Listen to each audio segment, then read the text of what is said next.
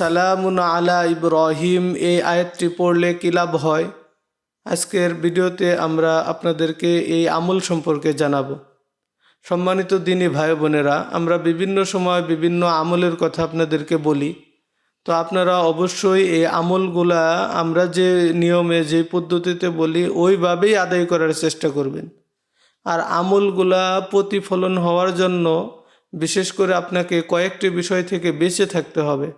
এক নম্বরে হলো আপনার মিথ্যা কথা বলা যাবে না, কোনো হারাম কাজের সাথে জড়িত থাকা যাবে না, নামাজ রোজা করতে হবে, হক হালালি পথে চলতে হবে। সম্মানিত দিনী ভাই বোনেরা, আজকে আপনাদের সামনে একটি আমল নিয়ে আসছি, সেটা হলো সালামুন আলা ইব্রাহিম।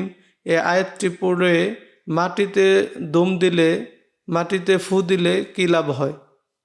সম্মানিত দিনী ভাই বোনেরা, তো এই আমলটি কিভাবে আপনারা করবেন সে পদ্ধতি হলো, সর্বপ্রথম আপনারা পাক পবিত্র অবস্থায় ওযু করে এরকমভাবে আল্লাহ তাআলার কাছে দোয়া করবেন যে আল্লাহ, আমি যে উদ্দেশ্যে এই আয়াতটি আমল করতেছি, আয়াতটি পাঠ করতেছি, আপনি সেই উদ্দেশ্যকে পুরা করুন, আপনি উদ্দেশ্যকে বাস্তবায়ন করুন।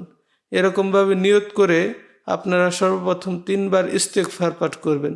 আস্তাগফিরুল্লাহ আস্তাগফিরুল্লাহ আস্তাগফিরুল্লাহ, এবং 3 বার দরুদ শরীফ পাঠ করবেন। দরুদ ইব্রাহিম পড়তে পারলে ভালো, নামাজের মধ্যে যে দরুদটা পড়ে থাকি ওই দরুদটা পড়তে পারলে ভালো। যদি তাও না পারেন তাহলে অন্তত পক্ষে সাল্লাল্লাহু আলাইহি ওয়াসাল্লাম 3 বার এই দরুদটি পাঠ করবেন। তারপর সালামুন আলা ইব্রাহিম এই আয়াতটি 7 বার পাঠ করে আপনি মাটিতে ফু দিবেন। আপনার হাতে যে মাটি থাকবে ওই মাটিতে ফু দিবেন। আবার 7 বার পাঠ করে মাটিতে আরেকটা ফু দিবেন। আবার 7 বার পাঠ করে মাটিতে আরেকটা ফু দিবেন। এভাবে 21 বার যখন আপনার পাঠ করা হয়ে যাবে, 3 বার আপনি ফু দেওয়াও শেষ হয়ে যাবে। তারপর আপনি যে উদ্দেশ্যে এই আমলটি করলেন সেই উদ্দেশ্যে আপনি এই মাটি ব্যবহার করবেন।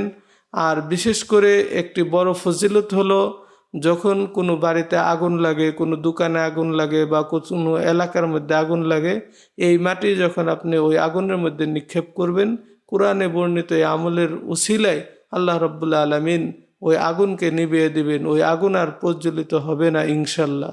তো এই আমলটি অবশ্যই আপনারা আমার বাতলানো পদ্ধতি অনুযায়ী করার চেষ্টা করবেন।